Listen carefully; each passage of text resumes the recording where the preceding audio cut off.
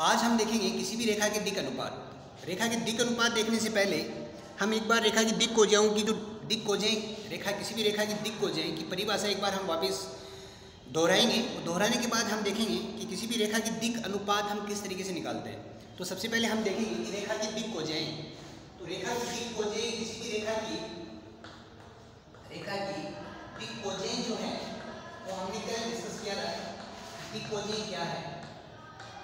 किसी भी रेखा की दिक् कोजें को आपने देखा था कि आपने एल एम और एन से लिखा था, लेकिन उससे पहले मैं अगर एक परिभाषा दूँ आपको किसी भी रेखा की दिक् कोजें, तो किसी भी रेखा की दिक् कोजें उस रेखा के द्वारा एक्स एक्सिस वाई एक्सिस और जेड एक्स में धनात्मक दिशा में बनाए गए कोण के कोसाइन हैं। किसी भी रेखा की दिक् कोजें किसी भी रेखा की दिक् कोजें किसी भी रेखा की दिक् कोजें उस रेखा के द्वारा X X Y axis Z axis के साथ धनात्मक दिशा में बनाए गए कोण, धनात्मक दिशा में बनाया गया कोण के कोसाइन दिक् कोजें कहलाती है। तो किसी भी रेखा की दिक् कोजें हमारे पास क्या है कि किसी भी रेखा की दिक् कोजें उस रेखा के द्वारा X axis Y axis Z axis के साथ धनात्मक दिशा में बनाए गए कोण के कोसाइन हैं। आपने देखा था कि हमारे पास एक रेखा है जो एक्स एक्सिस के साथ अल्फा एंगल बनाती है, एक्स एक्सिस के साथ अल्फा एंगल बनाती है, वाई एक्सिस के साथ बीटा और जेड एक्सिस के साथ गामा बनाती है। तो इसका जो कोसाइन है, कोस अल्फा कोस बीटा और कोस गामा जो है वो किसी भी रेखा की दिक् कोसाइन है, जिनको हम एल एम और एन से भी रिप्रेजेंट करते हैं, इसके साथ हमने देखा था कि दिक् कोसाइन में हमने एक संबंध देखा था कि हमारे पास L square plus N square equal to 1 है। इसके साथ आपने देखा था कि किसी भी दिष्ट रेखा की दिक् कोजें उसी रेखा में कोई अगर हमारे पास सदिश है तो उस सदिश के दिक् अनुपात और उस दिष्ट रेखा के दिक् अनुपात एक ही होते हैं जब तक कि वो सदिश जो है वो उस दिष्ट रेखा को रिप्रेजेंट करता है। तो सबसे इंपॉर्टेंट जो है हमने यहाँ पे देखा, तो सबसे पहले हम देखेंगे एल एम एन। अगर सदिश के केस में अगर अपन देखें तो एल एम और एन हम किस तरीके से निकालते हैं ये भी हमारे माइंड में एक क्वेश्चन आता है। तो ये सब समझने के लिए हम सबसे पहले इसकी डेफिनेशन देखेंगे जो आगे का टॉपिक है कि रेखा की दिक् अनुपात। सबसे पहले हम रेखा की दिक् अनुपात को देखेंगे, उसके बाद हम इस टॉपिक में आएंगे।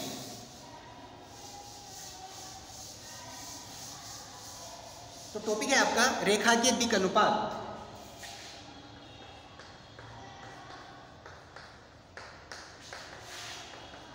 किसी भी रेखा के दिक् अनुपात क्या है?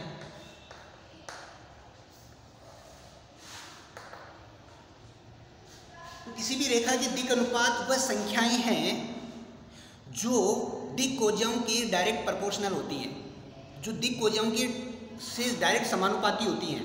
तो हमारे पास दिक् कोसाइन के समानुपाती संख्याओं को रेखा की दिक् अनुपात कहते हैं। तो दिक् अनुपात दिक् कोसाइन के समानुपाती संख्याएं हैं। तो किसी भी रेखा के दिक् अनुपात क्या है? तो दिक् कोसाइन के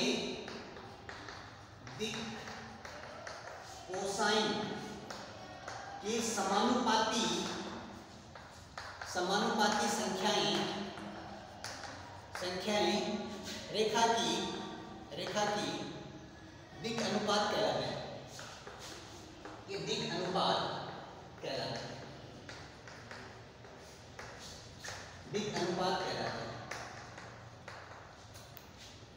माना कि दिक् अनुपात जो है, दिक् अनुपात को हमने ए बी और सी से दर्शाया। हमने दिक् अनुपात जो है वो ए बी और सी से लिया है, और आपने देखा कि दिक् अनुपात हमारे पास वो संख्या है जो दिक् कोसाइन के समानुपाती होती है। तो एबीसी जो है वो दिक् कोसाइन के समानुपाती है। दिक् कोसाइन के समानुपाती से मतलब एल जो है वो समानुपाती है ए, एम जो है वो समानुपाती है बी, और एन जो है वो समानुपाती है सी। और इस समानुपाती चीज को अगर मैं हटाता हूँ, एल बराबर हो गया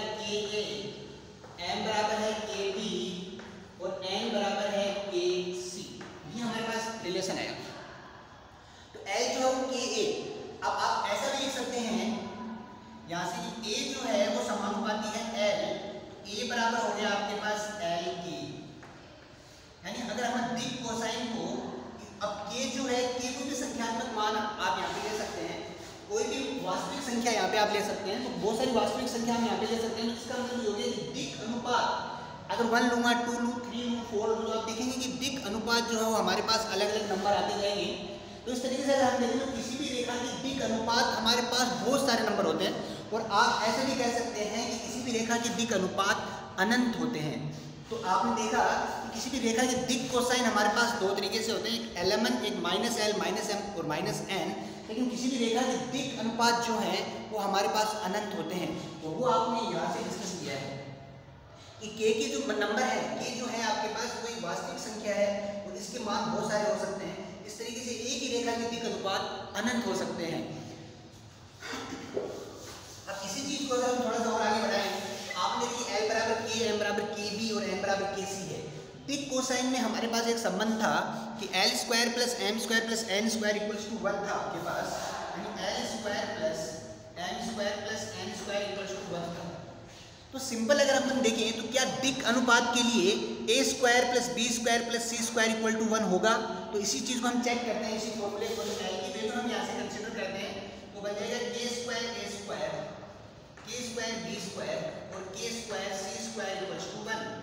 k स्क्वायर आपका एज कॉमन है, a square plus b square plus c square equal to 1 है। तो सिंपली अगर देखें तो a square plus b square plus c square जो है वो आपका 1/k स्क्वायर है। तो a square plus b square plus c square not equal to 1। एक मार्क्स में आप ऐसा भी देख सकते हैं, हमारे पास ऑब्जेक्टिव फॉर्म में इस तरीके से क्वेश्चन आ सकता है कि दिक कोसाइन जो है हमारे पास, दिक कोसाइन में हमारे पास L square plus M square plus N square equal to 1 होता है, लेकिन दिक अनुपात में ये 1 नहीं होता है। तो सिंपली आपने प्रूव कर लिया यहाँ से कि 1 नहीं होता है। तो हमारे पास जो रिलेशन आया है तो वो रिलेशन हम देखेंगे। तो आपने रिलेशन देखा कि हमारे पास ये एक रिलेशन आया था, a स्क्वायर k स्क्वायर जो है आपका वो है आपके पास 1/a square plus b square plus c square. यहाँ से सिंपल अगर मैं k का मान निकालता हूँ तो बन जाएगा प्लस माइनस 1/, और ये बनेगा रूट में a square plus b square और प्लस c स्क्वायर। ये आपका k का मान है। तो आपने k को फाइंड किया यहाँ से। इसके बाद हम देखेंगे कि हमारे पास दिक अनुपात और दिक जो आपके दिक कोसाइन है उनमें संबंध क्या है। तो हम दिक अनुपात और दिक कोसाइन में संबंध को डिस्कस करेंगे। तो टॉपिक है हमारा दिक अनुपात और दिक कोसाइन में संबंध, और दिक कोसाइन में संबंध क्या है, वो संबंध हम यहाँ पे डिस्कस करने वाले हैं। वो संबंध हम यहाँ पे देखेंगे। तो संबंध देखिए, आपने देखा था कि हमारे पास L बराबर था आपके पास KA, M जो था वो था KB और N था वो था KC। हमने K की वैल्यू फाइंड की जो आपकी है प्लस माइनस 1/वर्गमूल में a square plus b square plus c square है।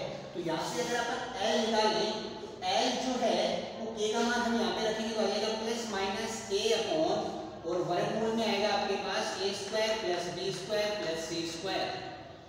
m जो होगा वो होगा आपका प्लस माइनस b/, वो हो जाएगा आपका a square plus b square plus c square. और इसी तरीके से n जो होगा प्लस माइनस c/, वर्गमूल में आप देखेंगे हो जाएगा a square plus b square plus c square. तो इस तरीके से आपने देखा कि आपने एलिमेंट हमने यहाँ से फाइंड कर लिया। यानी अगर मुझे दिक अनुपात पता हो, अगर मुझे दिक अनुपात a b c दिए गए हों तो उनकी सहायता से हम दिक कोसाइन निकाल सकते हैं। तो जब भी हमें एलिमेंट पता हो तो उसकी हेल्प से हम a b c या a b c हमें पता हो तो हम एलिमेंट यहाँ से फाइंड कर सकते हैं। यानी अगर a b c दिक कोसाइन अगर मुझे दिए हुए हैं तो हमने एलिमेंट फाइंड किया। तो सिंपली आपने ये पैटर्न यहाँ से देखा। अब हमारे पास सबसे इम्पोर्टेंट पार्ट ये आता है, वो हम यहाँ पे डिस्कस करने वाले हैं। तो ये रिजल्ट के बाद अब हमारे पास एक इम्पोर्टेंट रिजल्ट हम यहाँ पे डिस्कस करने वाले हैं कि क्या किसी भी सदिश में दिक कोसाइन और दिक अनुपात का रोल क्या है। कोई भी हमारे पास सदिश है तो उस सदिश में अगर हमारे पास कोई सदिश है या कोई इकाई सदिश है, तो सदिश और इकाई सदिश के केस में हमारे पास दिक् कोसाइन और दिक् अनुपात किस तरीके से बिहेव करते हैं वो हम यहाँ पे डिस्कस करने वाले हैं। तो सबसे पहले अगर आप देखें तो दिक् कोसाइन की परिभाषा में अगर अपन जाएं तो हमने देखा कि कोई रेखा जिसको हमने ओपी सदिश भी बोला, जो हमने इसको ओपी सदिश भी यहाँ पे हमने कंसीडर किया है, तो ये ओपी सदिश अक्ष एक्सिस के साथ अल्फा कोण बनाती है। तो यहाँ पे देखिए तो ये जो अक्ष एक्सिस जो है आपके पास वो भी एक सदिश है और ये भी आपके पास एक सदिश है, और उन सदिश के बीच में जो एंगल है अल्फा, और उसको हम फाइंड करते हैं कोस अल्फा। तो सिंपल हम कोस अल्फा फाइंड करते हैं दिक् कोसाइन में। आप टॉपिक को थोड़ा सा बारीकी से समझने की कोशिश करना। अगर हमारे पास टॉपिक अगर हम अच्छे से कंसीडर करते हैं तो टॉपिक को अच्छे से कंसीडर करने के बाद हम उस केस में कोस अल्फा, बीटा और गामा का एग्जैक्ट मीनिंग क्या है वो मीनिंग हम यहाँ पे देखेंगे। दिक् अनुपात दिक् कोसाइन सूत्र के बेस पे क्वेश्चन सोल्व करना एक अलग पार्ट है। हम वो ना करके कि हम उसकी बेसिक अंडरस्टैंडिंग समझेंगे कि इसका ज्यामितीय मीनिंग क्या है, किसी भी सदिश में दिक् कोसाइन और दिक् अनुपात का मतलब क्या है वो हम यहाँ पे देखने वाले हैं। तो जो कोस अल्फा है हमारे पास, तो किन्हीं भी दो सदिशों में कोस अल्फा का जो फॉर्मूला था वो था a dot b upon magnitude of a और मैग्नीट्यूड ऑफ b। ये हमारे पास इस तरीके से आया था आपके पास। और उस केस में जब आपने देखा तो कोस अल्फा जो था वो था a vector upon magnitude of a dot b vector upon magnitude of b। तो कोस अल्फा जो है वो आपके पास a cap dot b cap है। यानी सिंपली अगर मैं यहाँ से देखता हूँ तो कोस अल्फा जो मेरा रिजल्ट आता है वो दो इकाई सदिश का डॉट प्रोडक्ट है। यानी यूजुअली एलिमेंट जब हम फाइंड करते हैं तो किसी भी सदिश की इकाई सदिश से निकालते हैं। किसी भी सदिश के इकाई सदिश जो है वो मुझे दिक् कोसाइन देता है, वो मुझे दिक् कोसाइन देगा। जब भी हम एलिमेंट निकालेंगे तो वो हमें किसी भी सदिश के इकाई सदिश से हम निकालते हैं। तो सिंपली यहाँ पे आपको ये बहुत ही इंपॉर्टेंट टॉपिक है जो हम यहाँ पे डिस्कस करने वाले हैं कि कोई सदिश है मेरे पास आर सदिश, अगर उसको मैं घटक फॉर्म में लिखता हूँ A I cap B J cap plus C K cap, तो उस सदिश में जो आई कैप जे कैप और के कैप के जो गुणांक हैं ए बी और सी वो आपके दिक् अनुपात हैं। उनको हम डायरेक्शन रेशियो, वो दिक् अनुपात हैं आपके पास, वो आपके दिक् अनुपात हैं। और उसी केस में अगर मैं इसका इकाई सदिश निकालता हूँ तो इकाई सदिश जो है वो आप जानते हैं हम इस तरीके से निकालते हैं। तो उस केस में इकाई सदिश हमें क्या देगा तो उसी चीज को भी हम वापस डिस्कस कर लेते हैं। तो किसी भी सदिश में इकाई सदिश तो ये बन जाएगा हमारे पास A I cap B J cap C K cap upon magnitude of R सदिश का मापांक वो बन जाएगा ए स्क्वायर बी स्क्वायर और सी स्क्वायर। तो हमारे पास आर कैप जो होगा वो बनेगा A upon A square plus B square plus C square I cap plus B upon A square plus B square plus C square J cap plus फिर ये बनेगा हमारे पास सी अपॉन रूट में है A square plus B square plus C square और ये है के कैप। और आप देख सकते हैं कि ये जो पार्ट है आपका वो एल है, ये एम है और ये एन है। आर कैप जो देगा आपको L I cap M J cap plus N K cap. तो यहाँ से मेरे प्यारे बच्चों ये बहुत ही इंपॉर्टेंट हमने फॉर्मूला एक प्रूफ दिया है कि आप जब भी किसी भी इकाई सदिश में जो आई कैप जे कैप और के कैप के जो गुणांक हैं वो आपको दिक् कोसाइन मिलेंगे। और किसी भी सदिश में कोई भी सदिश है हमारे पास आर सदिश, उसमें हमारे पास आई कैप जे कैप और के कैप के जो गुणांक हैं आई जे कैप के कैप के जो गुणांक ए बी सी है वो आपके दिक् अनुपात होंगे। तो सिंपली ये हमने टॉपिक डिस्कस किया। इसके बाद देखिए मेरे प्यारे बच्चे जो हमारा लास्ट टॉपिक है वो हम देख लेते हैं कि किन्हीं भी दो बिंदुओं से गुजरने वाली रेखा के दिक् कोसाइन। लास्ट टॉपिक दो बिंदुओं को मिलाने वाली रेखा की दिक् कोसाइन। दो बिंदुओं को मिलाने वाली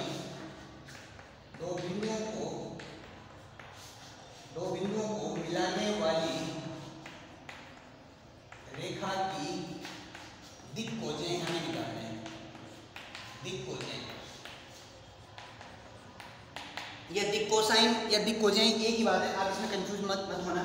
तो दो बिंदुओं को मिलाने वाली रेखा की दिक कोजें हमें किस तरीके से हम निकालेंगे, तो बहुत ही सिंपल है। हम एग्जाम्पल कंसीडर करते हैं, हम माना कि हमारे पास दो बिंदु हैं, एक बिंदु है P और एक बिंदु है हमारे पास Q। बिंदु P जो है उसके निर्देशांक हमारे पास x1, y1 और z1 है। जो Q निर्देशांक है वो है x2, y2 और z2 है हमारे पास। तो हमारे पास जो दो बिंदु हैं P और Q, उसके निर्देशांक x1, y1, z1 और x2, y2, z2 है। इन दो बिंदुओं से निकलने वाली रेखा, तो ये रेखा इस तरीके से आपकी निकल जाएगी। तो ये जो रेखा है, इस रेखा की दिक कोजें हमें निकालनी है। तो सिंपली आप देखेंगे कि अगर इस रेखा की दिक कोजें हमें निकालनी है, तो अगर मैं PQ की दिक कोजें निकाल लेता हूँ, तो वो दिक कोजें भी उसी रेखा की दिक कोजें होंगी जो इन दोनों बिंदुओं से पास होती है। तो सबसे पहले मैं PQ सदिश निकालता हूँ। तो PQ सदिश हमारे पास क्या होगा, तो सिंपली जब भी हमें दो बिंदु दिए गए हों, तो सबसे पहले आप उन दोनों बिंदुओं से जाने वाले सदिश को हमें निकालना है। तो PQ सदिश क्या होगा, Q का स्थिति सदिश माइनस P का स्थिति सदिश, ये हम निकालेंगे। तो Q का स्थिति सदिश माइनस P का स्थिति सदिश, Q का स्थिति सदिश है आपके पास x2 i cap, y2 j cap, z2 k cap minus x1 i cap, y1 j cap and z1 k cap. इसको अगर हम सोल्व करते हैं तो ये बन जाएगा x2 minus x1 i cap, y2 minus y1 j cap और z2 minus z1 k cap. और ये है आपके पास PQ सदिश। तो सिंपल है, यहाँ से हम देखें मेरे प्यारे बच्चों, तो आपने देखा कि सर किसी भी सदिश में i कैप, j कैप और k कैप के जो गुणांक है हमारे पास, वो हमारे पास दिक अनुपात हैं। तो जो दिक अनुपात a है उसकी वैल्यू होगी x2 माइनस x1, जो b है वह y2 माइनस y1, जो c है आपके पास वो है z2 माइनस z1। तो सबसे पहले आपने इन्हीं भी दो बिंदुओं से गुजरने वाली जो रेखा है उसकी अगर आपको दिक अनुपात निकालने हैं, आपको अगर उसके दिक अनुपात अगर निकालना है, तो उनके जो दिक अनुपात होंगे वो x2 minus x1, y2 minus y1 और z2 माइनस z1 होंगे। तो सिंपल सबसे पहले आपने किसी भी दो बिंदुओं से गुजरने वाली रेखा के दिक अनुपात हमने यहाँ से निकाल लिए। तो ये हमने प्रूव किया। इसके बाद हमें निकालना है दिक कोजें। आप जानते हैं कि दिक कोजें हमें किसी भी सदिश के इकाई सदिश से मिलती हैं। तो सबसे पहले हम फाइंड करेंगे इकाई सदिश। तो PQ का इकाई सदिश होगा PQ सदिश और उसका परिमाण। PQ सदिश हमारे पास है x2 minus x1 i cap, y2 minus y1 j cap और z2 minus z1 k cap. Upon में है हमारे पास PQ सदिश का परिमाण जो आएगा हमारे पास x2 minus x1 square, y2 minus y1 whole square और z2 minus z1 whole square. तो ये हमारे पास है। अब इसको अगर हम सेपरेट करें तब ये आपका देखिए किस तरीके से बनता है। तो आपने देखा कि जो PQ कैप है आपके पास इकाई सदिश है, वो आपके पास, इसको हम इसके सेपरेट कर देंगे और ये PQ सदिश का परिमाण है। मैं इसको डायरेक्ट यहाँ से लिखता हूँ, x2 minus x1 upon PQ सदिश का परिमाण है आपके पास i cap plus y2 minus y1, PQ सदिश का मैग्नीट्यूड एंड परिमाण है j cap, z2 minus z1 और ये PQ सदिश का परिमाण है आपके पास और ये आपके पास k कैप। तो यहाँ से आपने देखा PQ कैप आपने फाइंड किया। तो अब अगर हम देखें तो i कैप, j कैप और k कैप की जो गुणांक है वो हमारे पास दिक कोजें L, M और N है। तो यहाँ से अगर हम देखें तो L होगा x2 माइनस x1 और PQ सदिश का परिमाण, N जो होगा y2 माइनस y1 और PQ सदिश का परिमाण, फिर आपके पास N जो होगा z2 माइनस z1 और PQ सदिश का परिमाण। तो इस तरीके से हम दिक कोजें हम निकाल सकते हैं। किसी भी कोई भी रेखा जो दो बिंदुओं से अगर पास होती है, तो दो बिंदुओं से गुजरने वाली रेखा की दिक अनुपात और दिक कोसाइन या दिक कोजें हम आसानी से निकाल सकते हैं। अच्छा, मैं सबसे पहले आपको एक चीज़ बताना चाहूँगा कि जो 14.1 है एक्सरसाइज है, उसको मैंने थ्योरी पार्ट में ही फिनिश कर दिया है। तो जो फर्स्ट आपको L01 वीडियो मिला था उसमें कुछ क्वेश्चन हमने सोल्व किए 14.1 के, और जो रिमेनिंग हमारे बचे हुए क्वेश्चन है वो हम इसी में पार्ट में सोल्व कर लेते हैं, तो ताकि आपको 14.1 आपका कंप्लीट हो जाएगा। अब हम सोल्व करेंगे एक्सरसाइज। तो हमारे पास एक्सरसाइज है आपके लिए,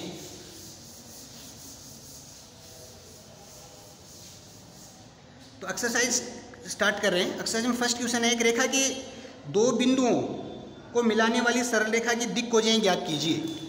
दो बिंदुओं को मिलाने वाली सरल रेखा के दिक् कोजें ज्ञात कीजिए।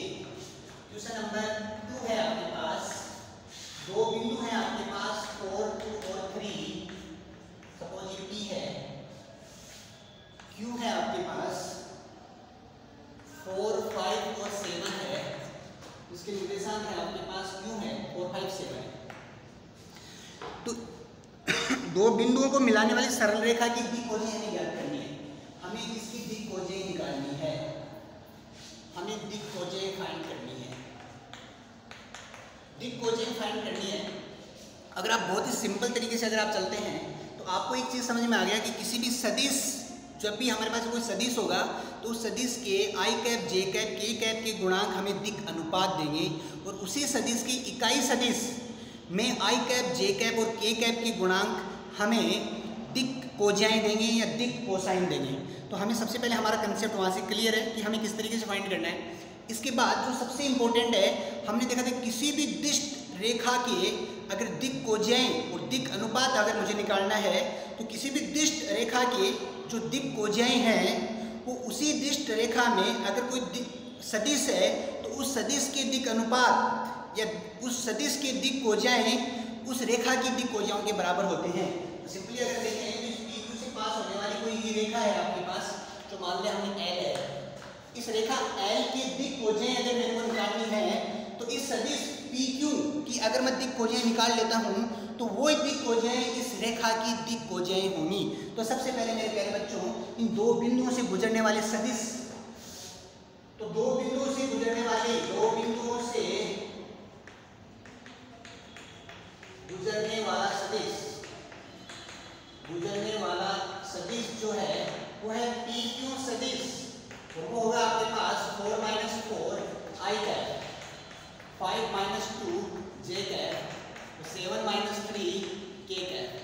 तो PQ सदिश जो है वो बनेगा 0 I कैप, 3 J कैप और 4 K कैप। ये हमारे पास सदिश है।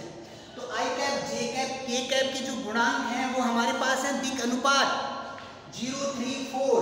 आप सबसे पहले अगर बोले तो A जो है वो 0, B है वो 3, C जो है आपके पास 4 है।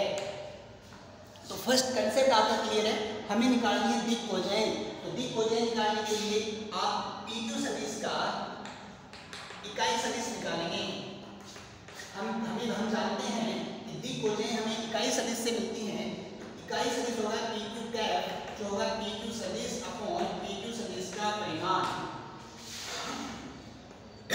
PQ सदिश से हमारे पास 0 I cap, 3 J cap, 4 K cap upon में वर्गमूल में होगा 0 + 9 + 16, तो ये बन जाएगा 25 और इसका वर्गमूल आएगा आपका 5। तो ये बन जाएगा 0 I cap, 3 J cap, 4 K cap upon 5, तो बन जाएगा 0/5 I कैप, 3/5 J कैप और 4/5 K कैप। किसी भी इकाई सदिश के I कैप, J कैप और K कैप के जो गुणांक होंगे वो हमें एज ए रिजल्ट क्या देने वाले हैं, वो हमें देने वाले हैं दिक् कोजें। हमारे पास दिक् कोजें L जो है वो है 0, M जो है 3/5 और M जो है वो है 4/5। तो ये हमारे पास हमारी जो प्रॉब्लम है वो सेकंड है। अब हम देखते हैं क्वेश्चन नंबर 3। क्वेश्चन नंबर 3 देखिए,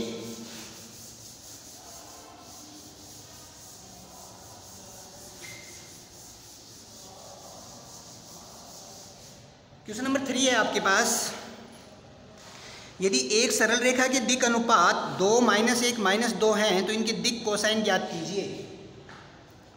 2 - 1 - 2, ये क्वेश्चन नंबर 3 है। एक रेखा के दिक् अनुपात हमें दिए गए हैं दिक अनुपात हमें दिए हुए हैं 2 -1 -2। तो इसकी दिक कोसाइन ज्ञात कीजिए। हमें दिक कोसाइन ज्ञात करना है। ये हमने अपने थ्योरी पार्ट में डिस्कस किया था।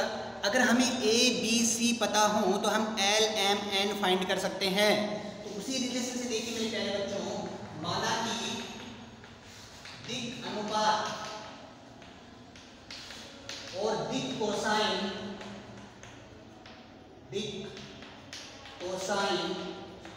क्रमशः ए बी सी और एल एम एन है।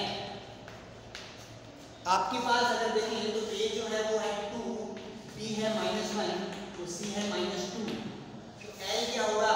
एल होगा प्लस माइनस ए अपॉन में A square plus B square plus C square plus minus A यानी प्लस माइनस 2 अपॉन ये बनेगा 4 + 1 + 4 4 8 9, तो प्लस माइनस 2/3। सेकंड होगा m = plus minus b upon ये बनेगा √a² + b² + c², तो प्लस माइनस -1/3 ये चेंज हो जाएगा माइनस प्लस 1/3। और जो n है आपके पास n फाइंड करेंगे, n जो होगा वो होगा plus minus c upon root में होगा a² + b² + c² plus minus c -2 upon 3। n जो आएगा माइनस प्लस 2/3। तो जब भी हमें दिक अनुपात दिए हुए हों तो उसकी हेल्प से हम दिक कोसाइन निकाल सकते हैं। नेक्स्ट प्रॉब्लम हम डिस्कस करेंगे नंबर 4। इस तरीके से हमने एक्सरसाइज 14.1 आपने कंप्लीट कर लिया थ्योरी। हम चाहते हैं कि इसको आप पहले जो आपकी थ्योरी और जो प्रॉब्लम्स हैं उनको आप फेयर में करें। हाँ, तो लास्ट प्रॉब्लम है कि एक सदिश आर सदिश एक्स वाई तथा जेड अक्षों के साथ क्रमशः 45, 60 और 120 डिग्री का एंगल बनाता है। 45, 60 डिग्री और 120 डिग्री का एंगल बनाता है। सदिश आर सदिश का परिमाण 2 इकाई है। आर सदिश का परिमाण 2 इकाई है। तो आर सदिश ज्ञात कीजिए।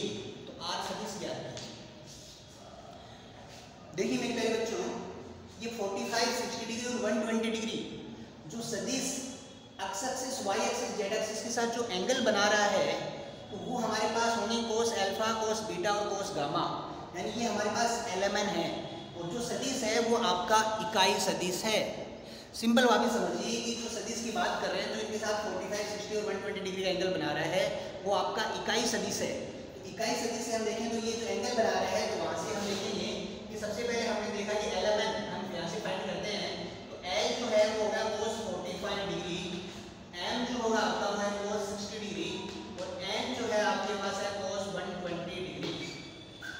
तो सिंपली अगर हम देखें तो कोस 45 जो है वो 1/2, कोस 60 है 1/2 और कोस 120 है -1/2। अगर हमें एलएमएन पता हो तो जो सदिश X axis, Y axis, Z axis के साथ जो एंगल बना रहा है वो आपका इकाई सदिश है। तो सबसे पहले इकाई सदिश आर कैप जो होगा 1/2 आई कैप 1/2 जे कैप और -1/2 के कैप। ये हमारे पास इकाई सदिश है और मुझे आर सदिश फाइंड करना है। तो आप इकाई सदिश की परिभाषा से आप जानते हैं कि आर सदिश को उसके परिमाण से अगर मैं डिवाइड करता हूँ तो मुझे मिलता है इकाई सदिश।